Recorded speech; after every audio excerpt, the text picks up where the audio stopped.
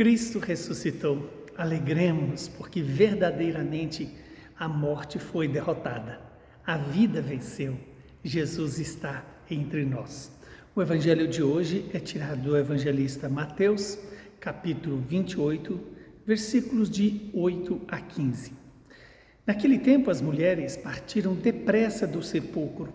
Estavam com medo, mas corriam com grande alegria para dar a notícia aos discípulos. De repente, Jesus foi ao encontro delas e disse: Alegrai-vos. As mulheres aproximaram-se e prostraram-se diante de Jesus, abraçando seus pés. Então Jesus disse a elas: Não tenhais medo.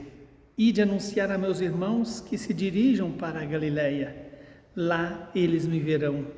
Quando as mulheres partiram, alguns guardas do túmulo foram à cidade e comunicaram aos sumos sacerdotes tudo o que havia acontecido. Os sumos sacerdotes reuniram-se com os anciãos e deram uma grande soma de dinheiro aos soldados, dizendo-lhes: Dizei que os discípulos dele foram durante a noite e roubaram o corpo enquanto vós dormíeis. Se o governador ficar sabendo disso, nós o convenceremos. Não vos preocupeis. Os soldados pegaram o dinheiro e agiram de acordo com as instruções recebidas. E assim, o boato espalhou-se entre os judeus até o dia de hoje. Palavra da salvação. Glória a vós, Senhor. Quanta alegria poder participar da alegria daquelas santas mulheres que, ao ver o túmulo vazio, tiveram a grande experiência de se encontrarem com o ressuscitado. E ali, num gesto de reconhecimento da ressurreição como um fato que acontece na eternidade, mas que nos convida historicamente a fazer parte desta eternidade. Veja que a ressurreição de Jesus é um fato que acontece no tempo, mas dentro de uma outra perspectiva.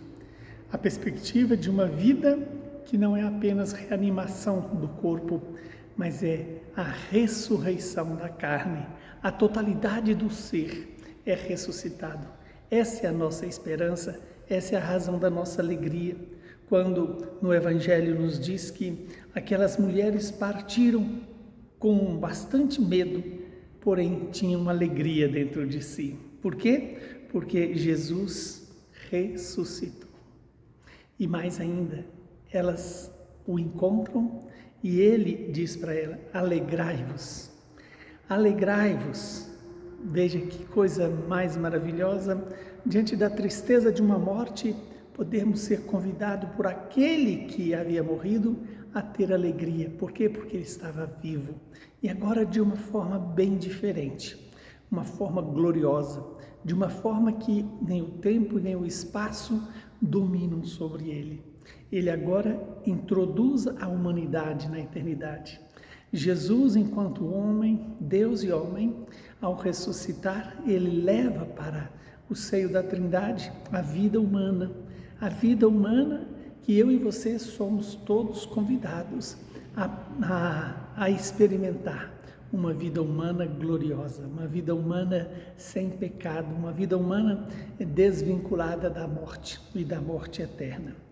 Veja, então Jesus disse a ela: não tenhais medo, ide anunciar aos meus irmãos que dirijam para a Galileia. A Galileia é o lugar histórico onde Jesus cumpriu a sua missão de anunciar o Evangelho, de curar os doentes, os enfermos, libertar os demônios, libertar a humanidade dos demônios, né? E ali diz a palavra, os sumos sacerdotes, quando ficaram sabendo que os soldados contaram para eles a experiência da ressurreição, de algo que é extraordinariamente inexplicável do ponto de vista do tempo e do espaço. É algo tão surpreendente, é algo que ninguém jamais vai explicar o que é de verdade a ressurreição do Senhor. Mas ali estão os sinais da ressurreição. O túmulo vazio e Jesus vivo para sempre. E aí os sumos sacerdotes induziram ao erro aqueles soldados, levando a mentir, dizendo que o corpo de Jesus tinha sido roubado. Ora, se os sumos sacerdotes induzem os soldados a esta mentira, é sinal que ele verdadeiramente ressuscitou. Muito embora essa mentira tenha estado entre os judeus, como se Jesus não tivesse ressuscitado, mas ele ressuscitou. Podemos nos alegrar. Estamos na oitava da Páscoa. É como se fossem 8 dias em um só dia, onde celebramos os sinais da vitória do Senhor. Que Deus Todo-Poderoso nos faça participar desta ressurreição cada dia de nossas vidas, para que alcancemos na plenitude dos tempos a ressurreição eterna. Abençoe-nos o Deus que é Pai, Filho e Espírito Santo. Feliz Páscoa para você.